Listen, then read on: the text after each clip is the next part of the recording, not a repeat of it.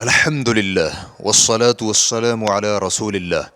جمعہ کے دن گردنیں پھلانگنے سے مراد کیا ہے اور اس کا کیا حکم ہے؟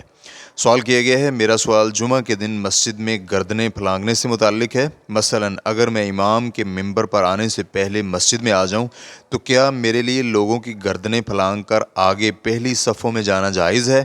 واضح رہے کہ درمیان میں کھلی جگہیں ہوتی ہیں جہاں سے گزر کر مسجد کے اگلے حصے میں پہنچنا ممکن ہوتا ہے۔ بس اوقات جب میں جلدی مسجد میں چلا جاؤں تو کبھی کبھار 10 لوگ بھی مسجد میں نہیں ہوتے، جن میں سے کوئی مسجد کے درمیان میں بیٹھے ہوتے ہیں، تو کیا ان کو پیچھے چھوڑ کر مسجد کے اگلے حصے میں جانا میرے لیے جائز ہے؟ الجواب بعون اللہ سبحانہ وتعالی۔ اول،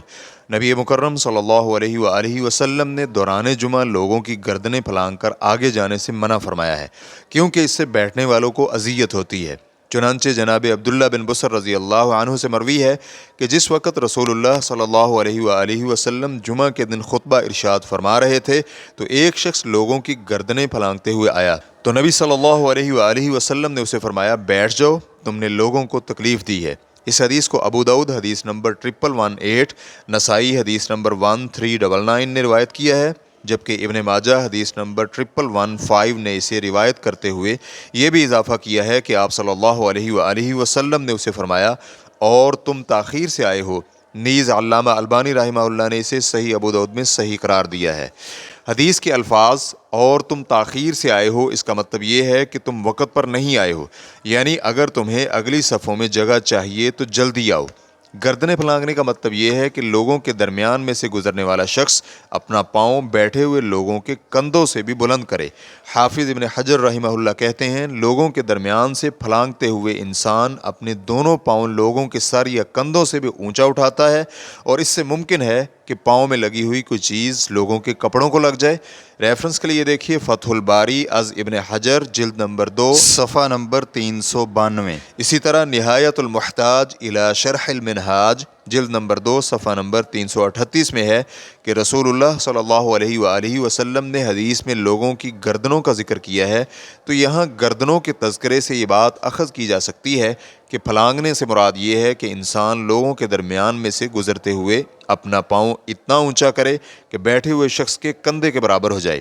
اس بنا پر اگر کوئی شخص لوگوں کے درمیان میں سے گزرتے ہوئے پہلی صف کی جانب پہنچتا ہے تو یہ لوگوں کے درمیان سے پھلانگنے میں نہیں آتا، بلکہ اگر صف میں گزرنے کی جگہ نہ ہو تو صف چیر کر آگے جانے کے زمرے میں آتا ہے، جبکہ بیٹھے ہوئے لوگوں کے درمیان اگر خالی جگہ یا گزرنے کی جگہ موجود ہو وہاں سے گزر کر جانا ممنوع نہیں ہے۔ حافظ ابن حجر رحمہ اللہ کہتے ہیں، جب دو بیٹھے ہوئے افراد کے درمیان خالی جگہ ہو وہاں سے گزرتے ہوئے پاؤں اٹھا کر پھلانگنے کی ضرورت نہ پڑے تو لوگوں کے درمیان میں سے گزرنا جائز ہے، اور اگر بیٹھے ہوئے لوگوں کے گھٹنے آپس میں ملے ہوئے ہیں کہ درمیان میں ان کے گھٹنوں سے اوپر پاؤں اٹھائے گزرنا ممکن نہ ہو تو یہ مکروہ ہے، اور اگر دو افراد نماز پڑھ رہے تھے اور گزرنے والا ان کے درمیان میں سے کسی کو بھی دھکا دیے بغیر گزر جاتا ہے، اذیت نہیں پہنچاتا، نہ ہی کسی کو دھکیلتا ہے، تو یہ جائز ہے، وگرنہ جائز نہیں ہے۔ ریفرنس کے لیے دیکھیے فتح الباری از ابن رجب جلد نمبر 8 صفحہ نمبر 206۔ تو اس سے واضح ہوتا ہے کہ سوال میں مذکور کیفیت لوگوں کی گردنیں پھلانگنے میں نہیں آتی،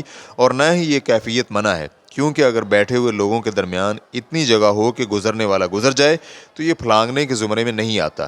گردنیں پھلانگنے کا معاملہ تب ہوگا جب بیٹھے ہوئے لوگوں کے درمیان جگہ اتنی تھوڑی ہو، دونوں کے درمیان سے گزرنا ممکن نہ ہو، اور گزرنے کے لیے اپنا پاؤں اتنا اوپر اٹھائے کہ بیٹھے ہوئے لوگوں کے کندھوں سے اونچا ہو جائے۔ دوم،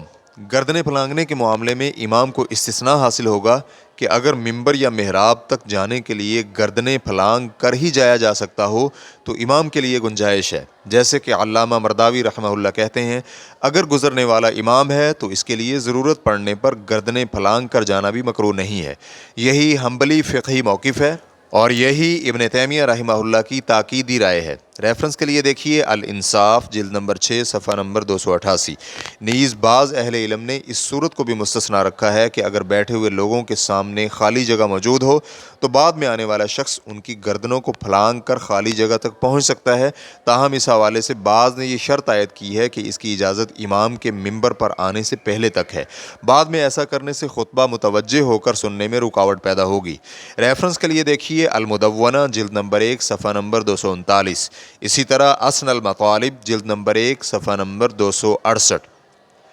اس کے ساتھ ساتھ دیکھا جا سکتا ہے شرح المنتہی جلد نمبر 1 صفحہ نمبر 321۔ اگرچہ اس صورت میں بھی محتاط یہی ہے کہ حدیث پر عمل کرتے ہوئے اس حالت میں گردنیں نہ پھلانگی جائیں۔ شیخ ابن عثیمین رحمہ اللہ الشرح الممتع جلد نمبر 5 صفحہ نمبر 96 میں کہتے ہیں اگر پہلی صفوں میں خالی جگہ موجود ہو تو گردنیں پھلانگ کر خالی جگہ تک پہنچنے میں کوئی حرج نہیں ہے، لیکن اگر کوئی شخص یہ کہے کہ حدیث تو عام ہے کہ بیٹھ جاؤ، تم نے تکلیف دی ہے، نیز یہ بھی حدیث میں مذکور شخص کی کیفیت بتلا رہی ہے کہ وہ شخص بھی خالی جگہ دیکھ کر ہی لوگوں کی گردنیں پھلانگ رہا تھا، کیونکہ ایسا نہیں ہوتا کہ جگہ بھی نہ ہو اور انسان گردنیں بھی پھلانگتا جائے۔ تاہم فقہائے کرام رحمہ اللہ نے اس مسئلے کو مستثنیٰ قرار دیا ہے۔ ان کا کہنا ہے کہ چونکہ آگے جگہ خالی موجود ہے تو یہ بیٹھنے والوں کی غلطی ہے کہ انہوں نے خالی جگہ کیوں چھوڑی ہے، اس لیے کہ مسجد میں آنے والوں کو یہی تعلیمات دی گئی ہیں کہ پہلے اگلی صفیں مکمل کریں، تو اگر پہلی صفوں میں خالی جگہ ہے تو انہوں نے تعلیمات کی مخالفت خود ہی کی ہے،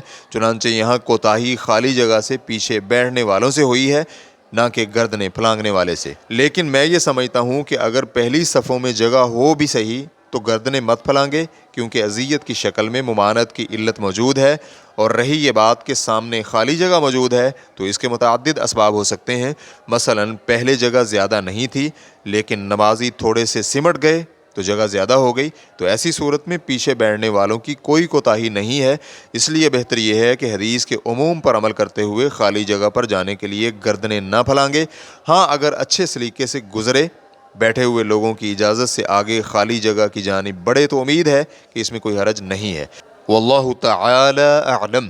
اسلام کیو اے ریکارڈنگز، مؤسسۃ الشیخ محمد صالح المنجد، المملکۃ العربیۃ السعودیہ، فتویٰ نمبر 287684۔ والسلام علیکم ورحمۃ اللہ وبرکاتہ۔